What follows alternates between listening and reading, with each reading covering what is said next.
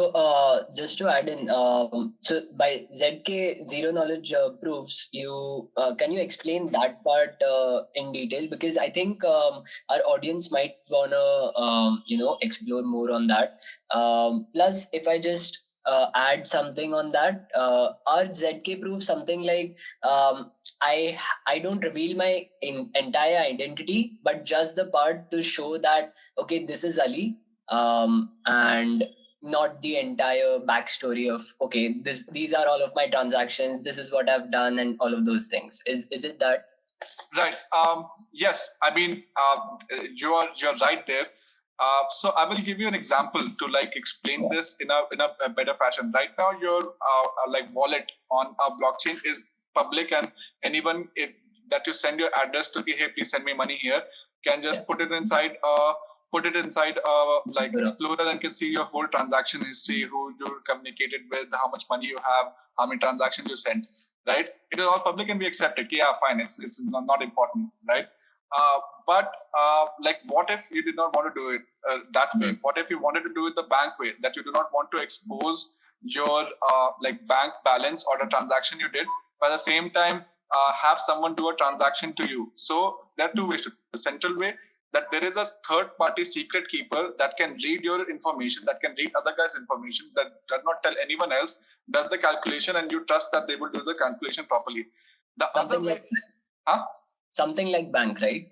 Something like a bank, a central authority that you trust that does it, that is bound, that is like a lawfully like bound not to like mess with it, although it is being messed with left, right, center, everywhere else in the world, right? It's insane how they're doing it. Like US dollar, if you take a loan, they just mint it inside the computer, right? So, but like, what if you wanted to do it on blockchain or a public ledger without exposing? So what you'll have to do is, let's say your balance and the other person's balance was encrypted, and I had to add like, let's say, 2 encrypted number without decrypting them, right? And the output was also an encrypted number, because as soon as I decrypt it, it becomes public, right?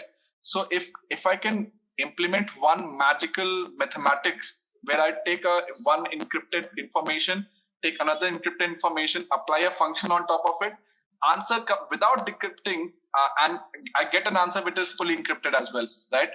And you do not know what the answer is, but I give you a mechanism to verify if the operation was done correctly. So if I added 2 plus 3 and it gave me like 5, when I decrypt it, I will be able to tell, yeah, it is correct. But if it is fully encrypted and you're able to tell that the answer, which is fully encrypted, is actually the addition between these 2 encrypted numbers, then that's basically like a zero knowledge proof that you are like giving out you are telling what you're doing, but you're not telling what you're doing it on. And there is a way to verify that you are doing it correctly without there being a central authority there. So there is a third way to do it, also trusted execution environment, TEEs, which are coming about, where you design a chip that says that you cannot mess with me, and if you give me an operation, I will always do it correctly. You don't have to know, like no one has to know what the inputs and outputs are. So zero knowledge proofs, what they allow for is, like this is a very simple example of addition. Now I add multiplication, subtraction, I add the whole like calculus, I add the whole like full programming language inside it, right? So what's going to happen is I put 2 encrypted inputs inside that program, and it gives me the output fully encrypted. And your only job is to, and you are also able to from the output verify if the program executed correctly or not, right? And that it did not mess up, it was worked on correctly. So that's basically ZK proofs. And what that means is that the blockchain or the entity that is persisting these proofs will never have to calculate, will never have to add the numbers. You can add the numbers at your local, at your system, and just send the proof, and the proofs are easy to verify. So the transaction speed increases up, and you only store the proofs. You never store the actual calculation or input. You only store that the calculation happened and the calculation was correct. You verify the calculation. So what that does is it infinitely scales up like the rate at which you can do transactions. At the same time, conserves, like absolutely preserves privacy. So imagine like Zcash, Monero, but done at a not at a Zcash, Monero do add and subtract only, right?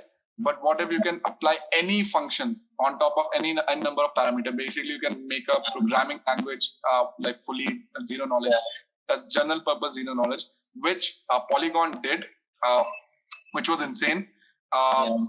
Like it was kind of like a like axe in your own foot, because you do not need a L2 after GK, because you do not need to process anything on the chain. You just need to submit and verify proofs. So by default, the whole chain becomes like exponentially more faster, and you do not need L2s at all in that scenario. But yeah, that's basically in short what ZK is.